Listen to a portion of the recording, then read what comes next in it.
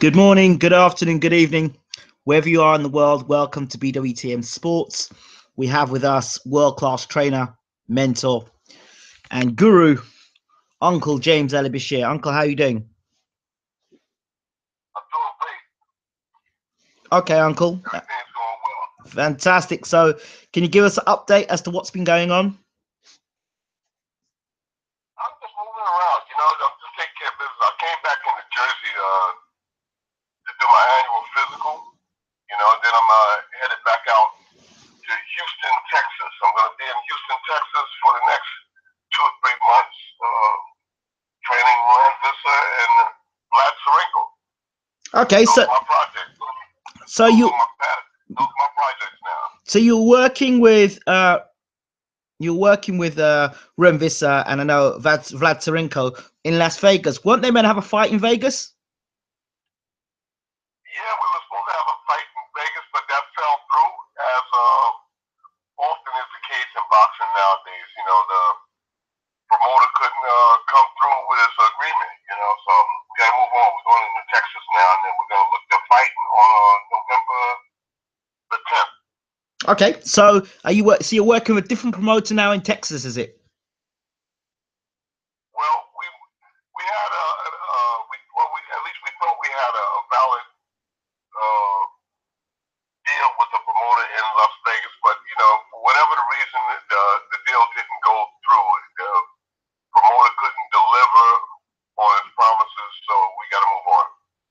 Okay, so you're working with somebody different in Texas. I'm trying to work out if you work with somebody different in Texas now. Yes, we're going to be working with someone different in Texas.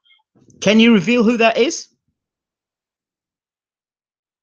Oh yes, we're gonna do one fight as of now with Lou Savarese Promotions. Just to keep the guys busy because they haven't had a fight in 2 or 3 months. We've been in Vegas for the last 11 weeks, and nothing's happened. So that caused us a little setback. So we're gonna go into Texas and we're gonna box for Lou Savarese Promotions. Oh, fantastic! So let's take it back a bit. I know. Go ahead. In the meantime, we're trying to set up a promotional contract with other promoters. When you're starting at the bottom, it's really rough, to get a promoter because nobody has a vision. Nobody wants to be involved until the cake is ready to come out the oven, and then everybody wants to get involved. So when you're at the bottom struggling, it's kind of hard to get a guy signed. With so many other guys that's out there, the promoters and the managers, they say, oh, I've got this guy, I've got that guy, until the one guy or the 2 guys come through the storm, and then everybody wants to get involved. So that's where we are now. Okay. So take us back to when you were in Vegas, because this is very crucial. One of the first things that we've got to talk about is Bermane Stiverne and his sparring session with Joe Joyce. According to Joe Joyce, he said he punched the dreadlocks off of Bermane Stiverne. Stiverne said otherwise. He said he saw lots of people coming into the gym. There was a lot of big crowd, and he knew that it was Joe Joyce was going to try and put on some sort of, he was going to kind of show off. So Stiverne didn't do anything. And then Stiverne discovered days later that Joe Joyce was sparring with Dominic Brazil, at that time the opponent for Bermane Stiverne. Since then, Stiverne then said that Joe Joyce, he didn't want to be in the same training at the same time as Joe Joyce because he found that was pretty disrespectful. Your thoughts? Well, that's a preference of Bermane Stiverne, Joe Joyce and company. My attitude is, I come from the old school of boxing. I'm going back to the 70s. A time of Muhammad Ali and Joe Frazier and Larry Holmes and Kenny Norton. And these guys didn't care who was there. They didn't care who was watching. You can come in with an 8mm camera. And their attitude was that you can watch, you can videotape and record in your mind or even with a camera. But when we get in that ring and I punch you in your mouth, see if you can remember what you saw in the video. That was their attitude. And that's my attitude, I respect the fighter's wishes.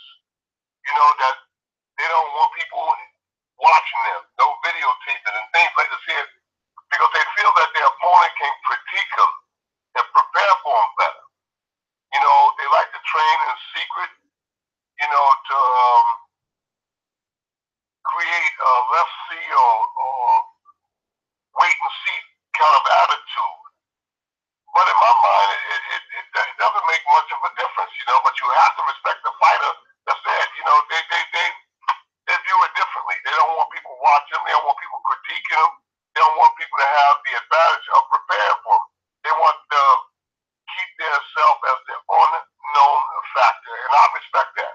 But in my mind, it doesn't make a difference because when I punch you in your mouth, you know, I hit you in your body. I'm sure the last thing you're gonna think about is what you saw in the videotape. Sure, and I understand that, Uncle. But what are your thoughts on this story that Joe Joyce was sparring with Stiverne, and then he moved and had a move around with Dominic Brazil when he actually prepared to fight Ian Lewison? What was the point of that? I don't know. Maybe, you know, Joe Joyce is exploring. Maybe he's just wetting his feet and making the adjustments that he has to make. Joe Joyce is how old? How old is he? 32. He's 32 years old, so he's got to get started. He's coming out with a 10-round fight in his first fight. You know, so this is the new norm now. This is the new norm. When you have an amateur experience, the new norm is to come in and jump right to the front of the line. Alan Lomachenko, you know? Lomachenko came out and said, look, I don't need all this. I've got 300 amateur fights. Come on, let's get to the meat and potatoes. I respect that. And I agree with it to some extent. You know, for some it's good and for others it's not. You know, here in America, the amateurs stay amateur too long in my mind. You know, if you don't get a berth on the Olympic squad, I think it's time to turn pro at 18, 19 years old. They say, oh, that's too soon to turn a guy professional. But those are the pundits who don't know boxing. You know, you look at guys like Alberto Duran, Pepino Cuevas, even Canelo. You know, Canelo went home. Look where he is now. You know, so you have these guys that have the attitude. Hunger dictates what a guy is going to do as a professional. If you're hungry enough, then you go out and you make it happen. You know, Mexicans have a reputation for turning pro as youngsters, 13, 14, 15 years old. They have a reputation for doing that. And by the time they're 20, 21, they're on top of the world. Whereas here in America, the pros turn professional 25, 26, 27 years old, 29 years old, and you know, they're struggling because they turn pro too late. So the pros is for and against. You know, I like to turn guys pro early. You know, I like to turn guys pro 17, 18 years old. You know, they have some amateur background, and some of them don't have to have an amateur background. Going back to the 50s and 60s, guys turn pro and have 4 or 5 amateur fights and turn pro and do quite well for themselves. It's just a mentality. It's a mentality. If you plant it in a person's mind that you cannot do this or you cannot do that or you can't go there, then that's what's going to be the case. Okay. Alexander Usyk is the champion of the world now. What, 10 fights? Okay. 10 professional fights? 10 professional fights. Alexander Usyk is on top of the world. I think that he's going to dominate the cruiserweight division. I think he's going to go on to become the heavyweight champion of the world. I do. I really believe that. Because the first factor is in place. He's a great boxer. Punching and all those other things comes secondary. The fact of the matter is that the man is a great boxer. He understands the language of boxing etiquette. So I think that he's going to go on to become the heavyweight champion of the world. Okay, that's great. Can you talk to us a little bit more about Vegas and anything you saw in the gym? Because we really want to know more about the condition of Stiverne, because you were there. He was very thankful to you. He was very, very thankful. He said it's the best thing that ever happened in his career. He talked about Ruan Visser, who he had lots of praise for Ruan Visser and for Ruan Visser and Vlad Tsarenko. He spoke of Vlad Tsarenko and he said that he throws a lot of punches and he could be a handful in the heavyweight division if guided rightly and they listen to you. Stiverne is a very studious guy, a very laborious guy. He's going to go out and he's going to do the work. He's not fancy. He's not a cutie pie, but he comes to fight. He has a subtle way about going about boxing. You know, he's not coming in with the many small partners like Vladimir Klitschko would. He makes the best of what he has from his small partners. He's not trying to take the head off. He's working on his skills. You can see in his eyes, you can see in his attitude that he's coming to fight. This is going to be a good fight between him and Deontay Wilder. I don't expect the fight to go past 7 rounds either way. I don't expect the fight to go past 7 rounds. But I like Stiverne. I like working with him. I like being around him. I like his personage. You know, he's a good guy. You know, that's the best people to work with. He mentions. Not that. Okay. He doesn't give you the attitude that I've been the champion of the world. You know, I've been around this thing a long time, and I see these guys. They become the champion, and they got 8, 9 people that you have to go through to talk to them. Stiverne is not like that. He's a plain, old-fashioned guy that's just coming to work. He's a blue-collar worker. He's coming to work. I don't expect this fight to go past 7 rounds. Either way, it's going to be a good fight. Because Deontay, in his mind, said, I'm going to knock Stiverne into another galaxy. And Stiverne saying, no, you're not. I'm stepping to you and I'm taking the title back. So this is going to be a really, really good fight. I've noticed that Stiverne looks in better shape now than when he actually defended the title against Deontay Wilder the first time round. Your thoughts? Yes, because he knows that this is it. He's got to go for the home run now or he'll never get another crack at the title. There are a lot. He has to, if the case comes and he should lose the fight, he has to look good losing. If he looks good losing, then he'll get back in the window. But I don't think that he has losing in mind. I don't think so. I think that he's coming to fight. Could you explain to me why there's so many people dismissive of Stiverne? If you read the YouTube comments, very bad. He's going to get brain damage. He's going to get destroyed. Stiverne's a bum. He's too slow. Wilder beat him up in the first fight. Why are we seeing the second fight? A lot of people are very negative towards Stiverne. But a lot of the top trainers seem to give Stiverne a chance. Can you break down why that is? Well, you know, he's been inactivity, you know, and that's leading people to believe that he can't get the weight off properly, and the weight that he's taking off is going to affect him in the long run in a good fight against a Deontay Wilder. You know, so you can't blame the critics. You can't blame them for feeling and thinking like they did. But they said that about George Foreman, too. They said the same thing about George Foreman. You know, that they said that he can't do it. He can't do it. So I dismiss those kind of things because they are not the guys that's in that ring. I've come to understand the mentality of a Bermane Stiverne. He has a subtle way about him. He's not a braggart. He's not a boaster. He's just a blue-collar worker, and he's coming to fight. You know, I'm not going to dismiss him. You know, I was dismissive of him before meeting him, but after being around him and drinking in his expressions and his impressions, I said, whoa, this guy's tougher than I thought he was.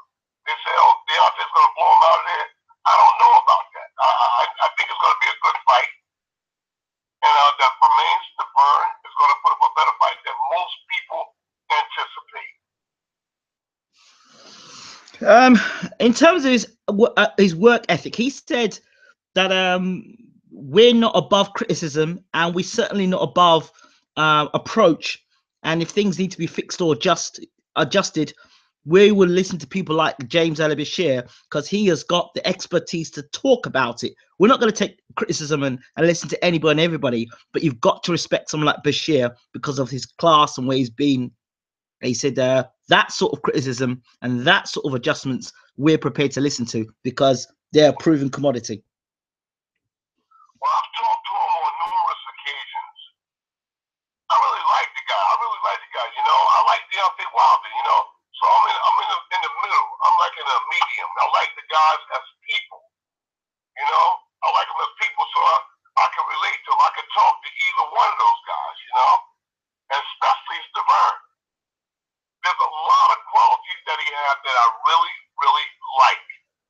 You know, he's a very studious guy. He's a very honest guy. He's a blue-collar worker, and he listens. That's the big thing. He listens. He's not above that, you know. A lot of guys, they get up in the top 10, top 15. You can't even communicate with them. You know, they're so busy.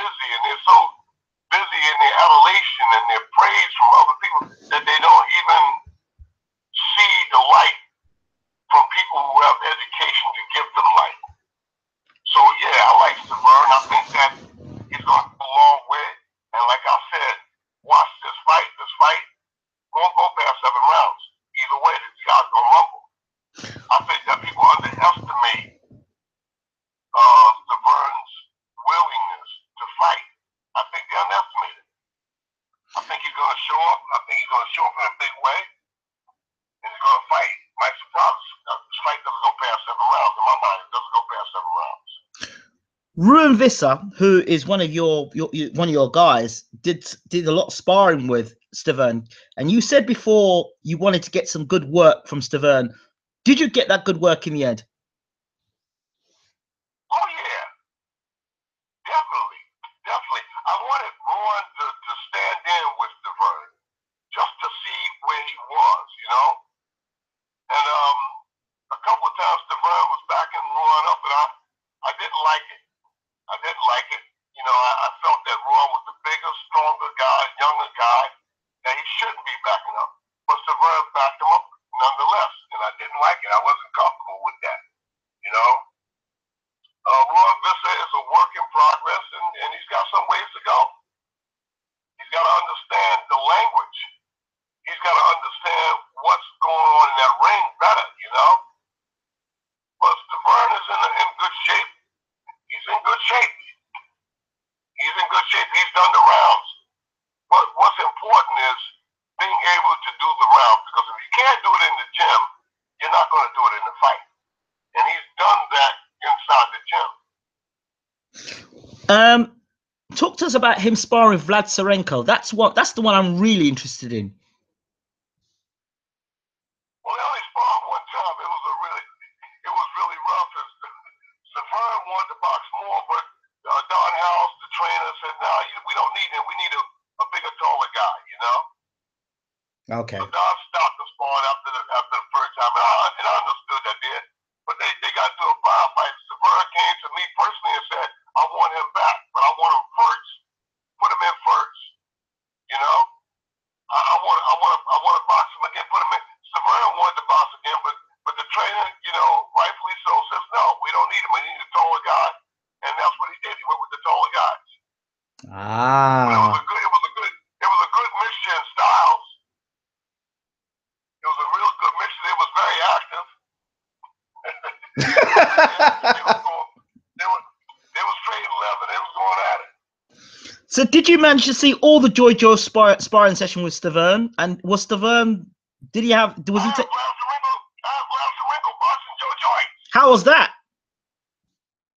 That was hot. They was going at it. They boxed on 3 occasions. 3 occasions they boxed 4 and 6 rounds. And it was very, very, very interesting, you know? I could see Joe Joyce and Vlad Tsarenko fighting. Stiverne said he didn't want to pass comment on the sparring session between Tsarenko and Joe Joyce. He said Joe Joyce was very quick to tell everybody about his sparring session with Stiverne, but Stiverne said he wasn't quick enough to tell people about his sparring session with Vlad Tsarenko. Why would that be the case, he asked? Because Vlad Tsarenko was more than holding his own with Joe Joyce. You know, Vlad Tsarenko was more than holding his own with Joe Joyce. Joe Joyce is a heavy-handed, big heavyweight. And Vlad Tsarenko is 6'4", 240, so he's not no little guy either. And he was in the air, and it was mixing. The mix was good. And I could see them actually fighting one day. I could actually see those two fighting. And if they were to fight, would you be confident in your guy pulling off the victory? It would be a hard fight. It would be a difficult fight. It would be a tough fight. Because both of those guys stood in and they did their work. You know, I'm not a cheerleader, you know. I'm a realist. You know, Joe Joyce was in there, and Vlad Tsarenko told me I've got to watch this guy because he's a hard puncher. You know, I asked him after the first 2 rounds, "How you doing?" gotta watch this guy because he punches hard. You know, he's a very hard puncher. And then from that point on, I just told him, okay, get in there and box him. But he landed as much as he was taking. It was good sparring. I wanted more sparring. I wanted to go with them. They went to Texas somewhere. I wanted to go with them. I wanted to go with them. I wanted to go with them. Okay. You know, I would have left my assistant trainer with Ron to box for Stiverne, but I wanted to go wherever they went. I wanted more boxing with Joe Joyce. But the trainer obviously didn't want it.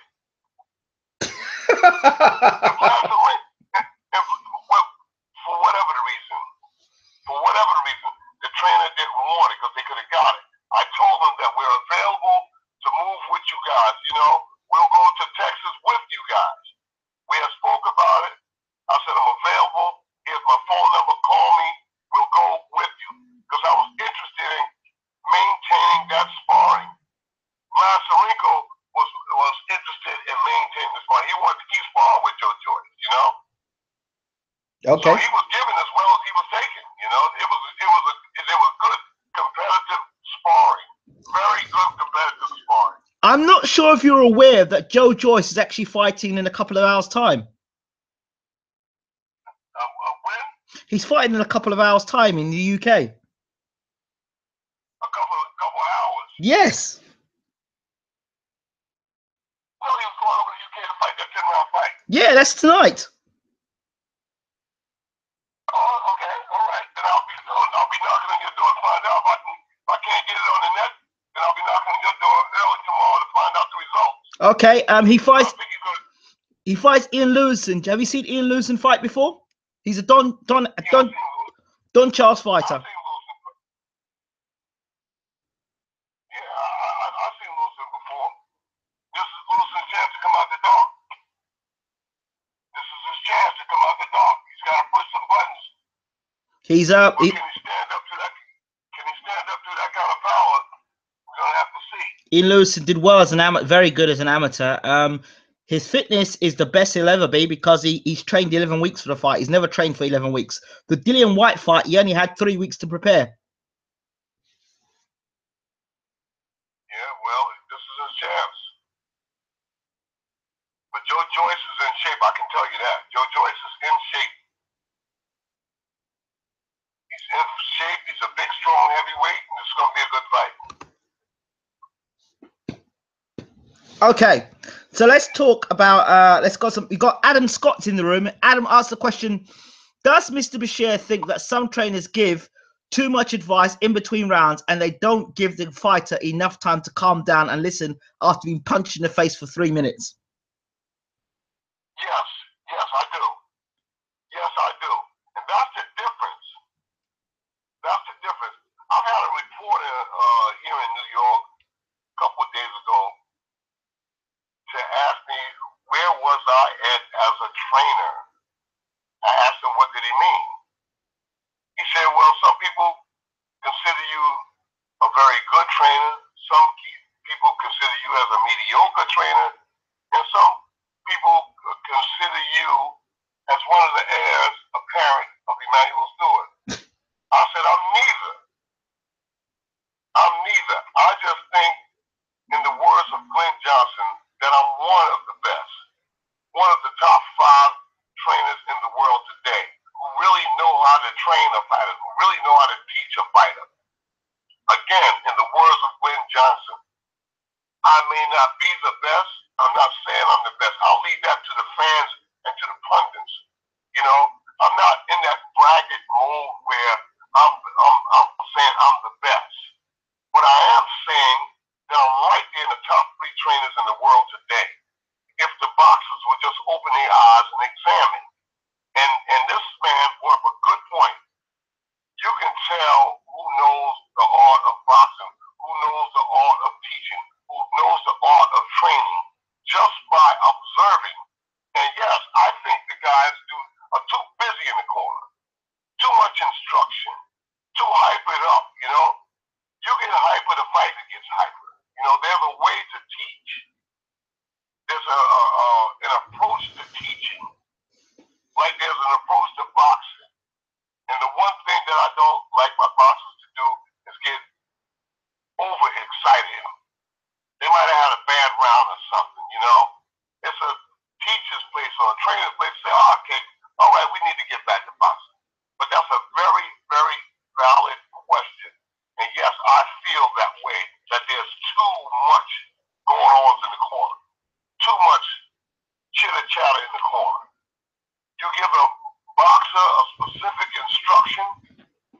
already been trained in the gym.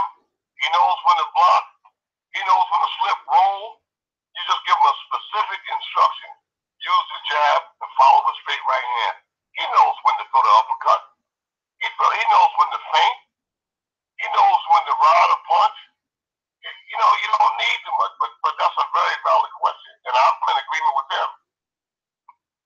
Okay, the next person makes a statement is the Ross Clot 222 says it's not looking good for Stiverne. Any thoughts about that, Uncle Bashir? Well, that's his opinion. You gotta respect people's opinion. They're fans, and oftentimes the fans know more about boxing than the boxing trainers themselves. So I respect his opinion. Again, Stiverne's been inactive. You know, to shake that rust off in a training camp, to come back to overtake a guy like Deontay Wilder, it's going to be interesting. He continues by saying, ask Bashir how these cruiserweights would do in the 70s versus the heavyweights, since they're pretty much the same size.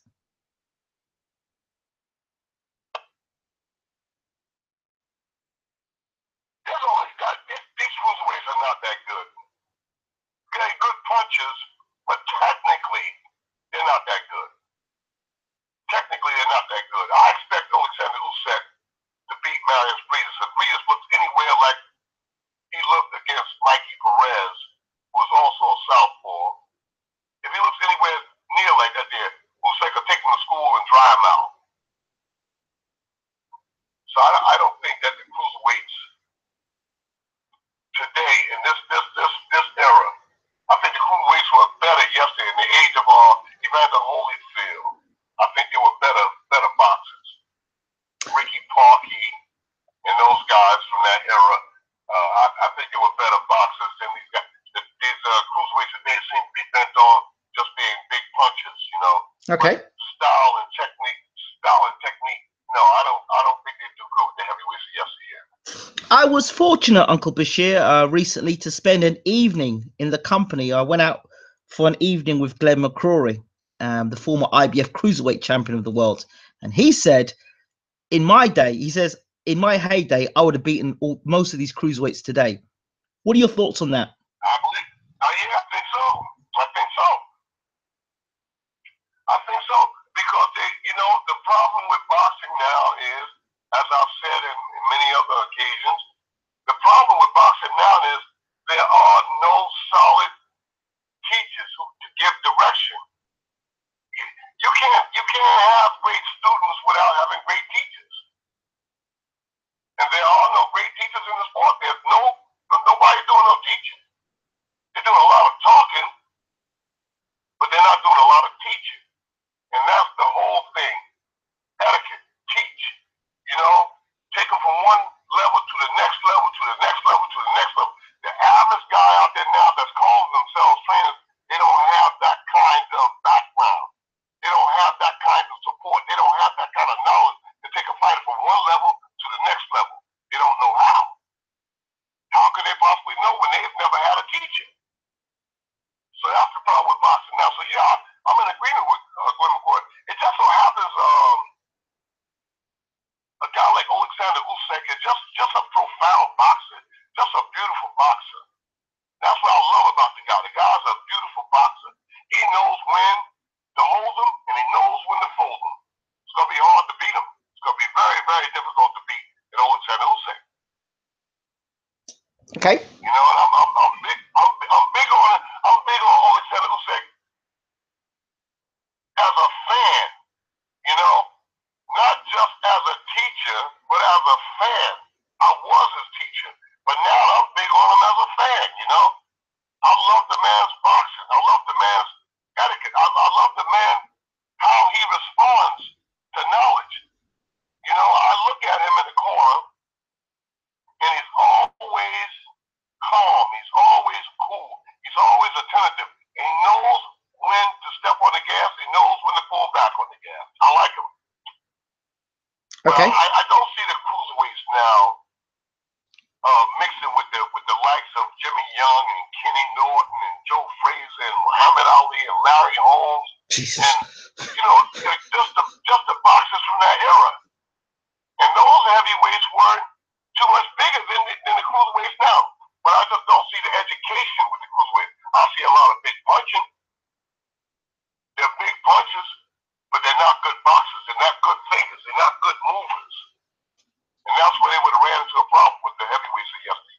Okay.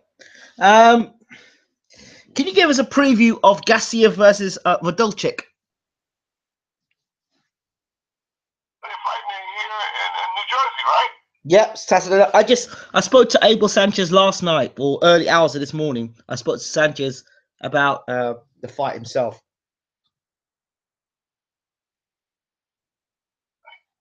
Gassiev is an unknown quantity, quality. No, he's unknown. He's a big puncher,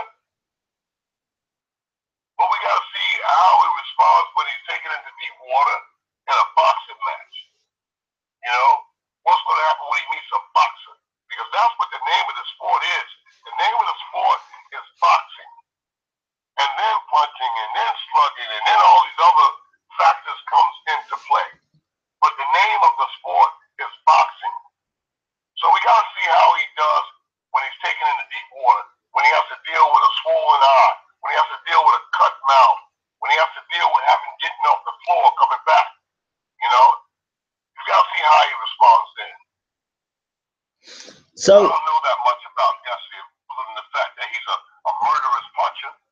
well, he fought Lebedev. Does that mean anything? Lebedev can punch, and he's an accomplished fighter. Lebedev. Yeah, but Lebedev is old and slow. You know, he's old and slow. He's shot worn. You know. Okay. So, do you think Wodolczyk's going to bring a bigger challenge for Gassiev than Lebedev did? I don't know that. I don't know enough about the Polish fighter. I don't know that much about him. Okay. I'd have to examine him. I'd have to examine. What do you know about him? Not much. I just know that Abel Sanchez says he's below the top, below the after you talk about the champions in the division, he comes next. He was a former champion. Right. But that guy is old. See, I saw him in Poland when we were doing the Glowacki fight. I remember seeing him at a press conference. That guy's old though, right? How old is he? I don't know. He's had about 50-odd fights, but Wodolczyk was meant to be one of the guys that Usyk was meant to fight. He was one of the guys that was being touted to fight instead of Minchuno. I think Wodolczyk was another guy that was being considered, but Wodolczyk was injured. Yeah, everybody gets injured when it comes to fighting Alexander Usyk. It's like an easy trip and break a toe when they got to fight Usyk, you know? Yeah. I just see Usyk being the cream of the crop. I just don't think nobody there is going to be able to contend with his boxing style. I just don't see. I'm observing, and I just don't see who's going to be able to contend with his boxing style. And he brings plenty of it to the dance. But he also gets hit with unnecessary punches, and you don't want to be giving someone like Gassiev that sort of opportunity. Yeah, but Usyk doesn't take those punches as cleanly as people make out. You know, he does not take those shots clean. He's always moving and rolling with punches. You know, and if he has to take a punch, he has a good chin too. You know, that's not to say that it's all right to take punches, but he has a good chin. If in fact he has to take punches, he has a good chin. Which helps, always helps. Usyk is going to take that tournament. Okay, so let's talk about the super middleweight tournament. Eubank coming off a devastating win, and George Groves folding Jamie Cox. What are your thoughts about the super middleweight division as it hots up? You know, I'm just not big on the super middleweight division. I've lost contact with the super middleweight division over the years. It's just not exciting to me, you know? I haven't really observed the super middleweight division since yesteryear. You know? I mean, it's been a long time since I've observed a super middleweight. It's just not exciting to me. Okay. Well, let's talk heavyweight still. Anthony Joshua, the Pulev fight is now off, and Carlos Takam comes in. I actually think it's a better fight, Carlos Takam. A lot of people disagree with me, but I think Carlos Takam brings more resistance and will bring the fight to Joshua rather than Pulev being on the back foot trying to counterpunch Joshua behind the left jab. Your thoughts? Takam would be all right for 3 rounds. So after they start hitting him, when after they start laying level on him, all that's going to change. I see Joshua stopping him in 5 rounds. Big shots. 5 rounds or less. If Takam can get on the inside, can he cause Joshua problems? Takam is not going to get on the inside, so that's a foregone conclusion. He's not going to get on the inside. He's not going to get nowhere near Joshua. If he comes forward, he's going to get blasted out of there. If he tries to box, he's going to get blasted out of there. So he just might as well tell him where to send his check at and try to beat the check to the house.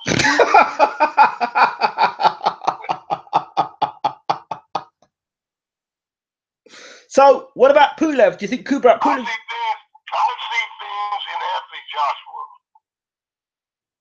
that other people don't. Simply because I worked with him those 3 weeks in that training camp. And that was 3-4 years ago. And he left an impression on me.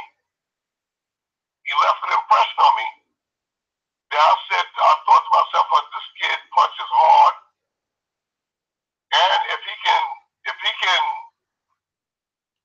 make adjustments, if he can get off the floor, if he can endure pain, if he can fight when he's swallowing his own blood, I said he's going to be the second coming of George Foreman. I've said that 1,000 times, and I'm still saying it now. He proved that he can get off the floor. He proved that he can fight when he was hurt. He proved that. Vladimir Klitschko was an acid test for Anthony Joshua. And I see Joshua staying in the saddle for a long time. I see Joshua becoming a great heavyweight. I know you're not going to like me talk about it. Vitaly Klitschko's talking about coming back and he wants to fight Joshua. You know what? If it's somebody else, I'd say, all right, this guy's out of his mind. But that's Vitaly Klitschko. That's Vitaly Klitschko. And because he wants to do that, you got to know and understand the individual. I've been around this man for years. And when I read that there, I found it exciting. That he's going to come out and actually compete against Anthony Joshua. That's going to be an exciting fight.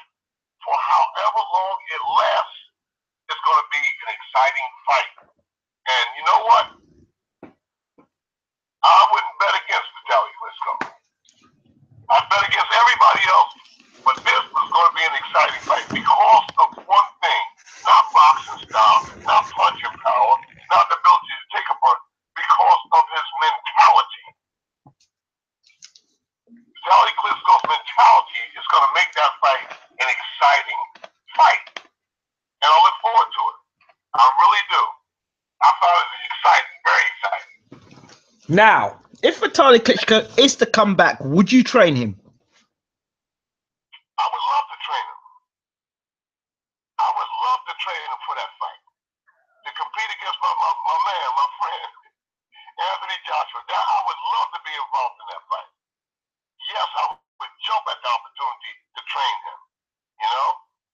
But what happens with a lot of guys like Vitaly and Vladimir Klitschko, it happens to a lot of guys. They've got so much amateur background, so much experience as pros. It sometimes is difficult to train these people, you know? Because they figure, I know, I've been there. But can Vitaly Klitschko get into a mode where he'll listen to me? Where if I give him direction? Because I got ideas on how to beat Anthony. I'm probably one of the few trainers in the world today that got an idea on how to beat him. Well, the first thing you do is use the double jab and put his back towards the ropes. We saw against Vladimir that fight he's ineffective off the back foot. Because when Vladimir had him on the back foot, he didn't know what to do. He didn't throw any punches.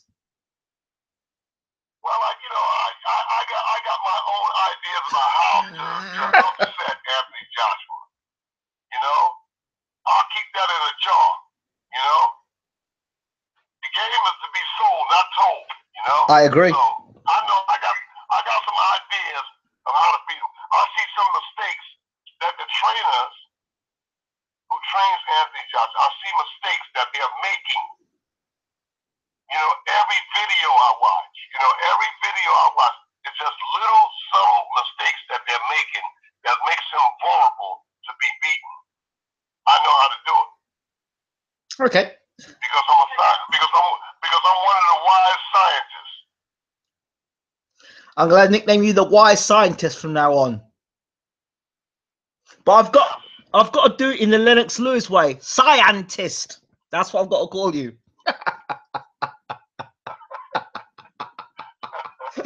Scientist. Lennox knows that I know. Lennox knows that I know how to beat Joshua. Yes. Lennox knows that I know how to beat Joshua. Anyone of the fighters that I've trained knows that I know how to beat him. You know? Yes. Or put it like this here. I know how to give him problems. I know what has to be done to give him problems. Because the people that are training Joshua continue to make the same mistakes. You know, mistakes which leaves him vulnerable, leaves a back door open for him to be beaten. Okay. Vitaly Klitschko, like I said, if it was anybody else coming out, say, this guy's crazy for coming. But not Vitaly Klitschko. I don't think that way about him. What about a Lennox Lewis coming back? If he were to ever come back to challenge Joshua. Lennox is just too old now. He's been out too long. Well, hold on. Go ahead. Vitaly hasn't been out that long. Okay. You know, Lennox has been out too long. Too much rust on him. Too much wrath on him, you know? It's just been too long. Okay. You know, what is Lennox? Lennox got to be what? 50? 51? Close to it. Yeah, he's been out too long. He might as well go now. He's been out too long. Okay. Ask Uncle Bashir his thoughts on AJ's comments about not being ready for Wilder. What are your Anthony Joshua said he wasn't ready for Deontay Wilder. Joshua said that? Yes. Well, I think that's a mental thing. You know, mentally. So maybe Wilder got into his head. Who knows? I don't know. But I think that he's ready for it right now. I think that Joshua is ready for it, Wilder right now. So maybe I have more confidence and I'll see more ability in him than he sees in his own self. But I really do think that he can contend with Wilder right now. But if he says he's not ready, then he's not ready. Okay. David Haye, Tony Bellew too. People already talk about Haye looking a lot slimmer. Your thoughts? He's with Salas now. David Haye. Ishmael Salas, the trainer of what's his name? The lightweight champion. Oh, I forgot his name. He defended his title the other day. Yeah, the lightweight champion. He defended his title the other day against Luke Campbell. God, I forgot his name. I don't care who he when he's gonna get knocked out. Who's that? Bellew's gonna knock him out again. Bellew's gonna beat him again. Bellew's gonna knock him out. What makes you think that? He's gonna knock out David Haye.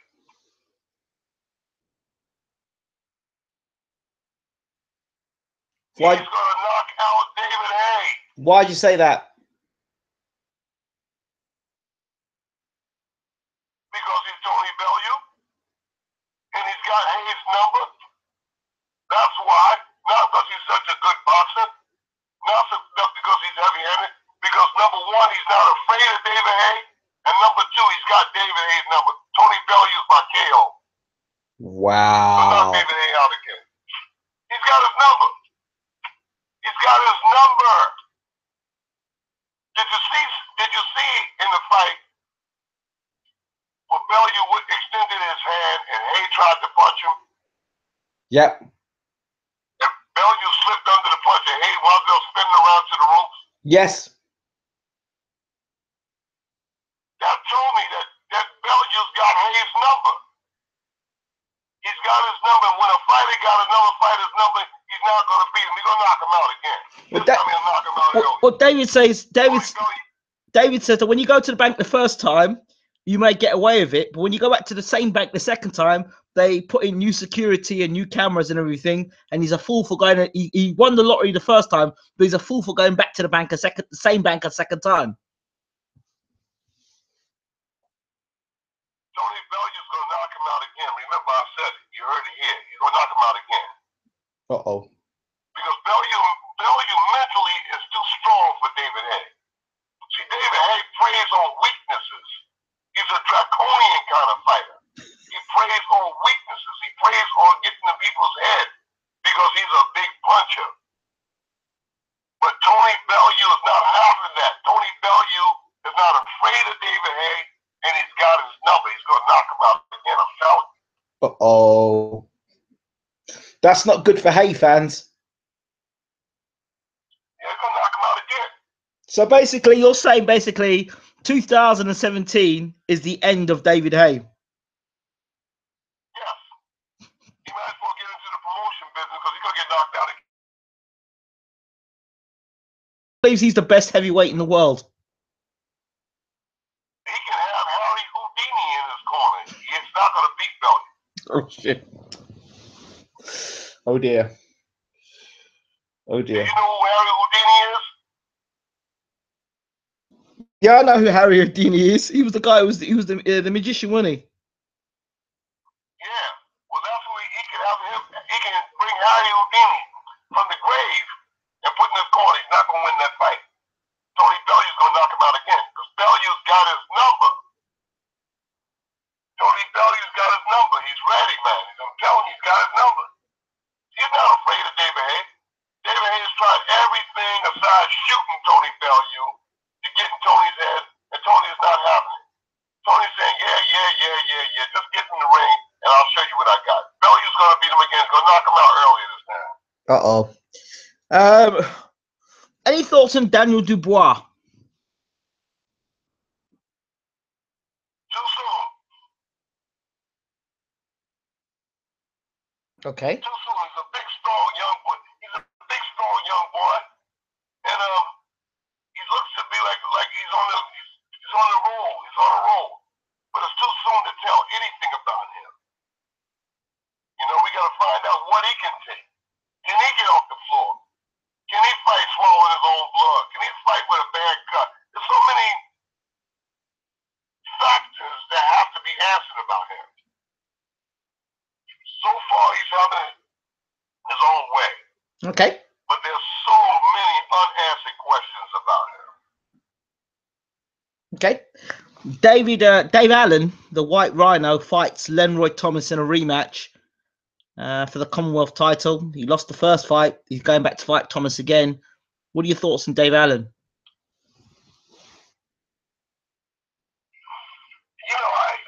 Originally, I liked Dave Allen. Mm-hmm. Originally. But he's so gung-ho, he just makes me look the other way when it comes in. He's going to wind up as a good journeyman, because he's just losing fight after fight after fight. And he's losing them at a low level in the rankings. He's not losing the big fights.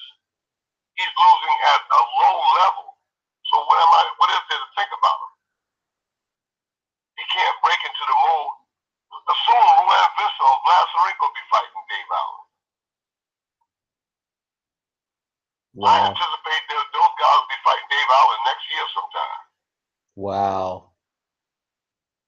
Yeah, because he's not progressing. I don't see the progress with him. I don't see any progress with Dave Allen. Okay. What are your thoughts on Luis Ortiz being caught with blood pressure pills? That's what they said. It was a blood pressure pills? Yeah.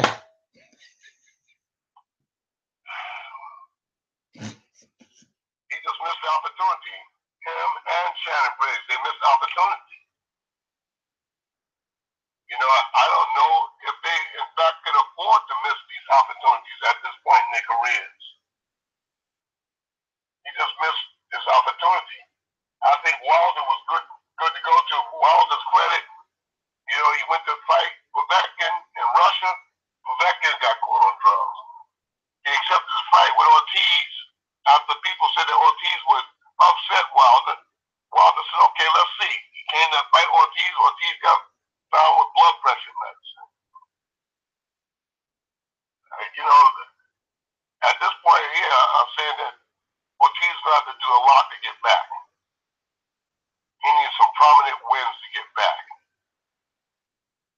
You know, blood pressure medicine, you know, if that's what they say. But does he have time to get back? Does he have that time? 2 years could be critical for him. He wasted a year of Eddie Hearn, that's what I think. What happened? He wasted a year with Eddie Hearn, that's what I think. He fought Dave Allen and Malik Scott. Waste of time. Yeah. So that's not good. Did you see Parker versus Fury? Oh my God. Oh dear. Oh my God. If I was Vladimir Klitschko, if I was the brain trust for Vladimir Klitschko, I would have had Vladimir Klitschko in the gym the day after that fight happened.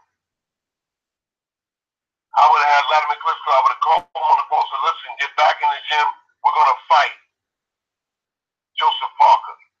Because Parker looked so vulnerable in that fight, where Klitschko could beat him. If Klitschko had dropped Parker the way he dropped AJ, Klitschko would be champion right now. He'd be champion right now. If he had dropped Deontay Wilder like that did, Klitschko would be champion right now. I don't think they would have got up. And Parker looked so vulnerable in that fight that Vladimir Klitschko has got to be home checking himself saying, damn, did I leave too soon? Because the guy looked vulnerable. He looked vulnerable throughout the fight. And Fury didn't look too much better. Fury did a low-budget reenactment of Tyson versus Klitschko. But a low-budget, slow-motion kind of thing. That fight, I didn't have Tyson, I didn't have Fury winning that fight. No. I didn't have winning that fight. If anything, it would have been a draw, but I definitely would have gave a nod to Parker. Why? But it's good. Why not? Why not? Well, Fury didn't do nothing. he made him miss and made him. The heavyweight championship is not a game of tag. That's true.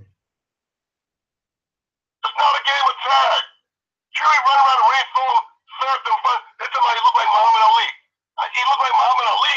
When did he look like Muhammad Ali? When Ali was 15? That's the only time he could have looked like Muhammad Ali when Ali was 15 or 14 years old. You cannot secure the heavyweight championship playing a game of tag. Now, I understand Peter's, and I understand Peter's, the trainers, they see one thing one way, but the fans and myself see things another way.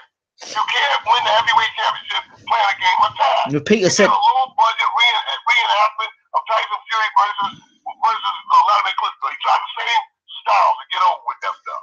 Peter said that he wished that Huey threw more punches and stood and traded a bit more.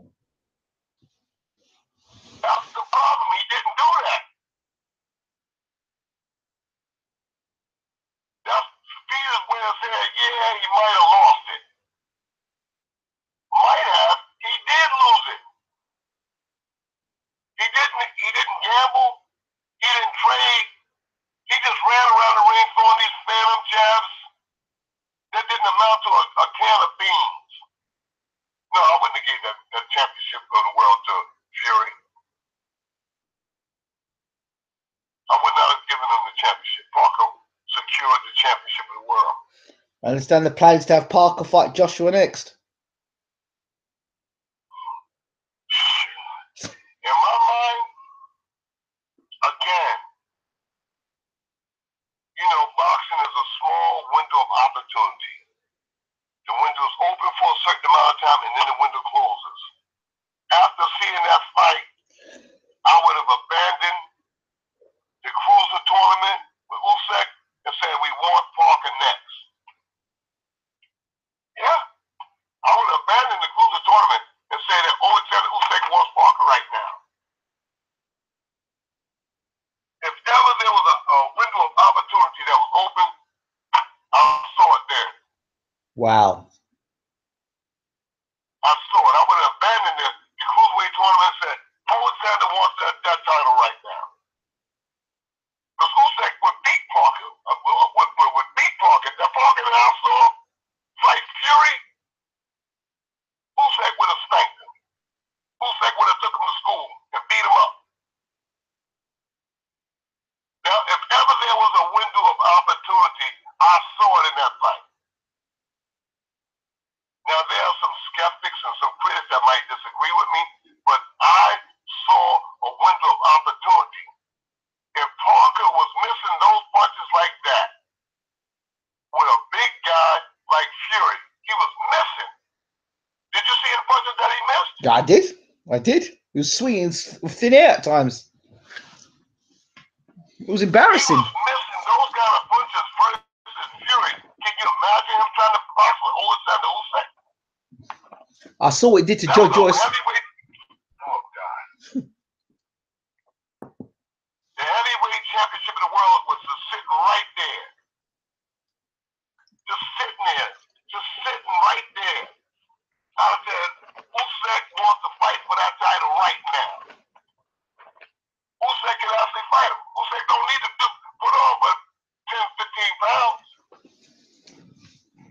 He can box Parker right now and take that title, I'm telling you. I know. I trained the man for 11 fights. I know his capabilities. I know his mentality. I probably know things about Alexander Usyk that he doesn't know about himself. But I know that he can beat Joseph Parker right now. Wow. Wow. You're right. I mean, you don't agree? It's very hard to disagree looking at what Huey did to Parker and then look at what Usyk could do. What Usyk did to Joe Joyce, he'd do a similar thing to Parker. I'm telling you. I know.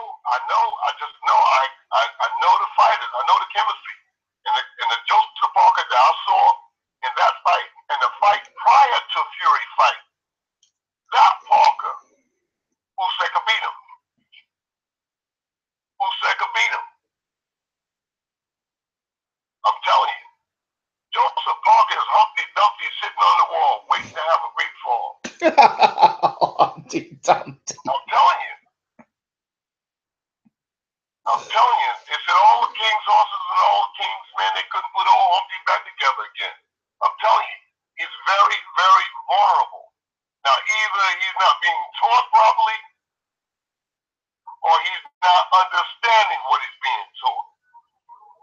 But right now, the Joseph Parker I see is in retrogression. I think not so. Progression, retrogression. Well, Kevin Barry might be the problem there because remember Kevin Barry trained David Tua, and other than having a left hook, there was nothing else David Tua had.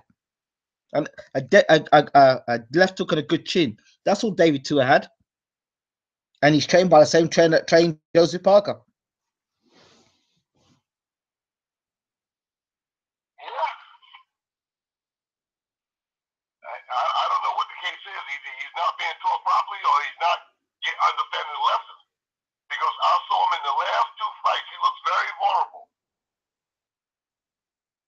I would have took Usyk somewhere and gave him a box of Wheaties and said, come on, we're going to fight for the heavyweight championship.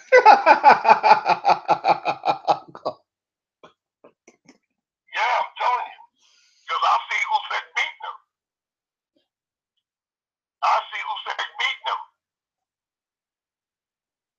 Okay. I see Usyk giving Deontay Wilder a good run for his money. If he doesn't beat Wilder. Well, based on what Arthur Spilker was doing to Wilder, you've got to say that Usyk goes in a heavy favourite against Wilder. It's got to, because Spilker's not as good a boxer as Usyk. Washington, look what Washington was doing with Wilder. Oh dear. Man, I would have abandoned the cruiserweight championship. I would have abandoned that. I would have hurried up and abandoned that right away and got Usyk the heavyweight right away to get up and get those belts. I'm telling you what I see. I'm telling you what I see, and I'm not that far off in my judgment. I'm telling you. I'm telling you the window is open. Like I said, the window of opportunity opens for a while, and then it closes. You see, also, but he's contractually tied to that World Boxing Super Series now, isn't he? Yeah, I guess he is. He can break a fingernail and get out of that contract, though. I'm sure he could. He can break a fingernail and get out of there. I hope he's listening to this. If he's not listening to this now, he will do later, because it'll get sent via our friends in Ukraine World Boxing, Ukrainian Boxing News. Got to give them a shout out, because. Well, I hope he's always somewhere listening. You know, I hope he's somewhere listening. Yeah, Ukrainian Boxing News will make sure this goes out, definitely. Okay, let's talk Rigondeaux versus Lomachenko. I just hope that Usyk doesn't lose the focus because of what I'm saying. Because I want him to win that tournament. I got him pegged to win that tournament. I don't think nobody in there can beat him. Okay. You know what I'm saying? I don't think nobody in there can beat him. You know, Marius Breedis is a good fighter, but Usyk is a great fighter. Okay. So let's talk before I finish. Let's talk about Rigondeaux and Lomachenko, December 9th. The good man beats the good big man beats the small good man. The good big guy beats the small good guy. Okay. I think Lomachenko wins that fight. Would you advise Rigondeaux to take the fight? No, I wouldn't take the fight. But I guess he has something to prove to himself, to some of the fans. But it's said that a good big man will always be a good little man, and Rigondeaux is just too little for Lomachenko. Somebody just said, "Yep, we are listening." So maybe somebody from Usyk's camp is listening to what you have to say. What you said? Somebody, possibly, I don't know who it is, says, "Yes, we are listening." So I don't know if that's the Ukrainian Boxing News or that is somebody connected to Usyk. But somebody says, "Yes, we are listening." So I wouldn't be surprised if it was them. Yeah, I mean, if the truth is the truth, there's a small window of opportunity, and that window opens for a certain period of time, and then that window closes. And when that window closes, very rarely does a person get a second opportunity. In some cases, you get Michael Moore, Tim Witherspoon got a chance to get 2 heavyweight world championships. That's rare, very rare in boxing. That's why I'm promoting this in my mind now. But you've got a problem. Take those belts. You've got Deontay Wilder and Joseph Parker. They're sitting right there, the heavyweight championship. And I see Usyk taking either one of them. The way they looked in recent fights, the Spilker fight, the Washington fight with Wilder, and then the Parker fight, his last 2 fights. If ever there was a vulnerability, a lack of tutelage or a lack of understanding of tutelage, now is the time to get in that window. Vulnerability. You want to go back to cruiserweight, do it another time. Break a fingernail, get out the contract, and go to the heavyweight championship. And sit right there waiting. Wow. Sit right there waiting. Wow. Sit right there waiting. Uncle Bashir, We're gonna. I saw Washington hand Deontay Wilder a setback for 5 or 6 rounds. Washington was winning that fight before he ran into a steel door. He was winning the fight boxing, not punching. He was winning the fight boxing. Do you agree? I agree. Did you see Spilker boxing Deontay? I did. And I said Spilker would give Deontay all sorts of problems. Yes. Was Spilker a southpaw? Yes. Was Spilker a southpaw? Yes, he was. Was Spilker a southpaw? Yes, he was. I just wanted to make it clear, all right? That's all I'm trying to. I just wanted to make it clear. We said it 3 times. He's a southpaw. And did you see what he was doing with Deontay? He was messing him up. That's why I said Usyk would be a great opponent for Wilder. Usyk is 4 or 5 notches above Spilker when it comes to boxing. He's sharper, he's quicker, he's more accurate. He'd be in and out before Deontay can close his eyes and open them again. The only problem you've got there at the moment, I see, with Usyk coming into the heavyweight division, is a man called Eddie Hearn, and I think he's signed up. Well, I don't know how true it is, but I think the rumor of a contract between Parker and Joshua. So Parker and Joshua fight next year. So if that happens, that would basically effectively cut out Usyk fighting Parker. And well, Deontay Wilder is another matter altogether, isn't it? Well, I just said what I felt, you know. I said what I felt. But remember what happened to Spilker. He was doing all the stuff he was doing, and one right hand later, and that's the one thing that Deontay Wilder's got. If Usyk leaves his chin out to dry for too long, you know Wilder has that one punch power, hasn't he? That's the one thing he has got. Usyk is a real fox. You have to be. He makes adjustments according to the terrain that he's working in. Like any fox in the woods, he makes adjustments to any terrain that he's working in to get what he needs to get and get out without being scathed. And I'm big on Alexander Usyk because he's a boxer. He's a boxer before he's anything else. And I like that. I'm big on boxing, man. I'm a fan. And he's a fox. He's a fox. He's in there. He's out of there.